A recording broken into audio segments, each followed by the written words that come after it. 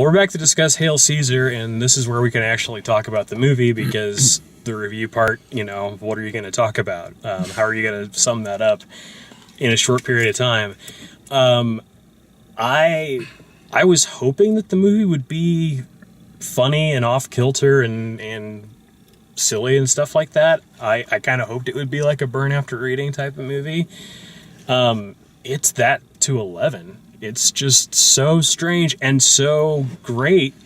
And that idea of any excuse to just, we're going to watch like 5 minutes of some fake old movie that they're going to make up. Which, by the way, is done really well. Yeah. They nailed the look, the sounds.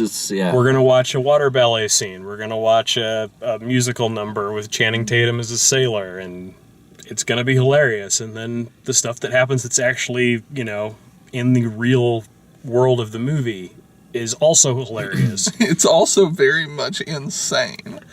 Yeah. Like, there's nothing really in this movie that is dialed back to what we would assume is a level of normalcy. Yeah. It is kind of surreal. Yeah.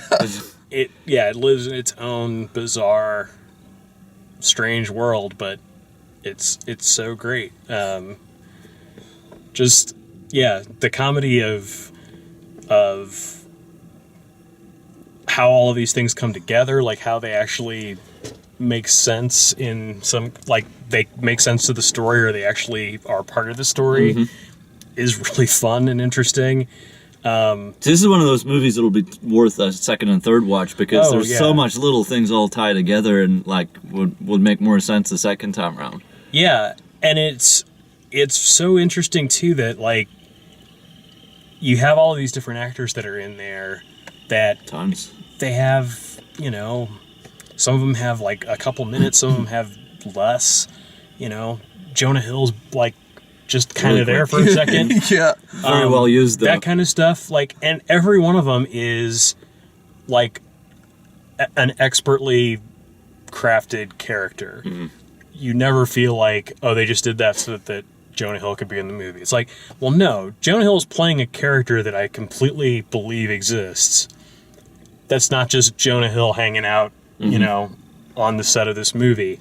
And maybe that's the setting and the time and all of that helps with selling all of that to me. Like the two Tilda Swintons, like, okay, there's two Tilda Swintons in the movie. And like only one person can tell them apart. Yeah.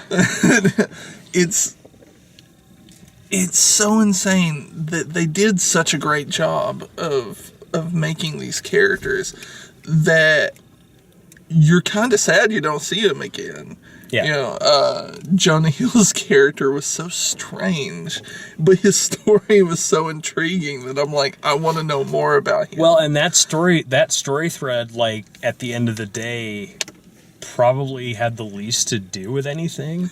Like, Scarlett Johansson's character storyline, which was like another of the problems that he's dealing with, like, it really doesn't have any effect on anything else that's going on. It's just something that annoys Josh Brolin's character. Yeah. Like you say, it's part of his day. It's part of his day. It's, but it doesn't end up having anything to do with the money or the plot or, that sort of stuff. Yeah, the only real reason it's connected is because her character slept with another character that was directing a movie with Channing Tatum's character. And Channing Tatum's character was like the character. Yeah. And oh my God, there were so many connections. It was so wonderful. Well, and Channing Tatum, for that matter, shows up out of nowhere, does a whole musical number, disappears, and is in like 2 more scenes in the whole movie. Yeah.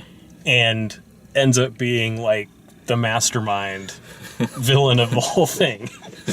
Like him and his dog, like are the puppeteers behind all of this. And they made it work. There were so many characters, and they all managed to however it all clicks abstract. Though. It fits into a kind of a master storyline that we watched. It actually, looking at the scene where the communists are sitting around doing the puzzle, everything fit together except for this one piece. And it's just like that one piece ends up being Channing Tatum, and it's just like all of a sudden everything's together. And it's, it was mastercraft. I loved It really was, because with so much going on, like I don't know, like lesser writing or whatever could have made it feel, or even lesser directing could have made it feel like a bunch of sketches. But it didn't feel like that. Like it all felt like it was all part of one. Or a couple of bad performances. Yeah.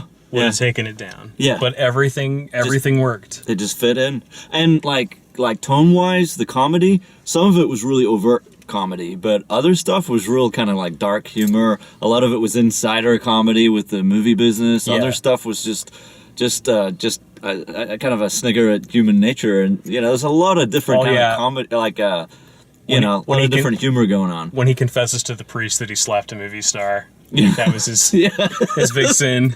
I slapped him. And then the priest is eventually like, you're not that bad. Yeah. It's really too often. You don't need to come this much. Yeah. Gosh.